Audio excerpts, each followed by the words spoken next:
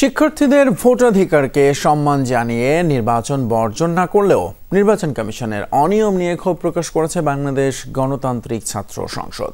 মধ্যরাতে জরুরি সংবাদ সম্মেলন করে কথা জানায় এনসিপি সমর্থিত বাকছাসের জিএস প্রার্থী আবু তৌহিদ সিয়াম। এত প্রতিকূলতা অতিক্রম করেও নির্বাচনে শিক্ষার্থীদের ভোট প্রদান, গণতান্ত্রিক প্রক্রিয়ায় অংশগ্রহণে তাদের আগ্রহের অসংখ্য অনিয়ম ও অব্যবস্থাপনা, প্রশাসনের পক্ষপাতদুষ্ট আচরণ নির্বাচন হওয়ার পরেও জাহাঙ্গীরনগর বিশ্ববিদ্যালয়ের শিক্ষক শিক্ষার্থীদের মাঝে ক্ষমতার ভারসাম্য আনার স্বার্থে আমরা মনে করি ব্যর্থ নির্বাচন কমিশনের সমন্বয়হীনতা, অদক্ষতা এবং আন্তরিকতা ও প্রস্তুতির অভাবে তীব্র নিন্দা জানাই আমরা, এবং আমরা মনে করি এই নির্বাচন বিতর্কিত হওয়া সকল দায়ভার নির্বাচন কমিশন ও